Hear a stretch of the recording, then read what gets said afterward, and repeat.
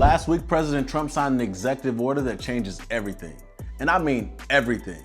So if you have a federal contract or you're looking to win one, you may want to tune in because this directly impacts you. No more business as usual. Things have changed forever. I'm a federal contracting officer with over 10 years of experience. That's over a decade of soliciting, evaluating, and awarding federal contracts. And I've seen several executive orders, but none like this. This one changes how we do business as a federal government, and it's never going to be the same. So before I explain what the executive order does, let's make sure we're on the same page about what's changing. So imagine you need a kitchen renovation. You speak with a contractor, you guys agree on $30,000. So this means the contractor is responsible for the labor, all materials, and anything unforeseen.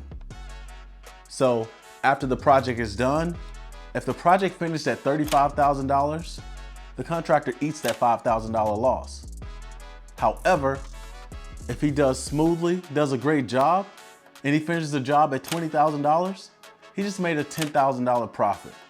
This is a firm fixed price. Let's say he looks at the kitchen and he's unsure about how much the total cost is gonna be because there are a lot of hidden things that he's unaware of. So you and him agree on, you pay for the cost of materials and he gets a 10% profit. So he goes out, he shops for materials. If it comes out into $40,000, you pay for that cost and he still gets his 10% profit. So the final cost of the kitchen is $44,000. If it comes out to $20,000, you pay $22,000 with his 10% profit. You see how it fluctuates?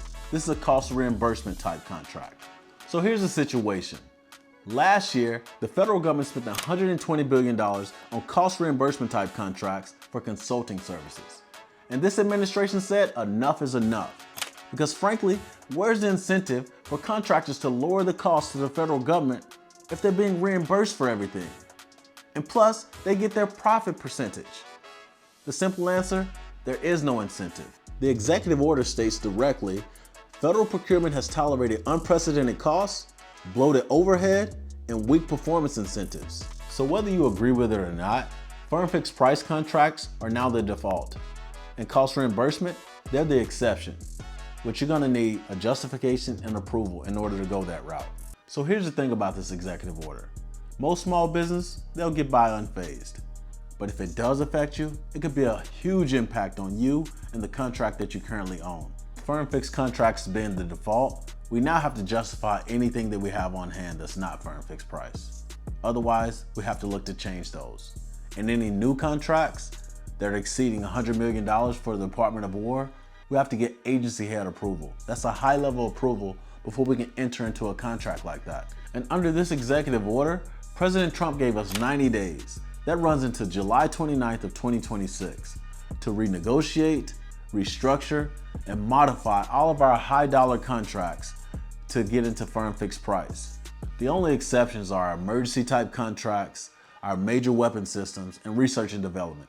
Other than that, everything needs to move to firm fixed price.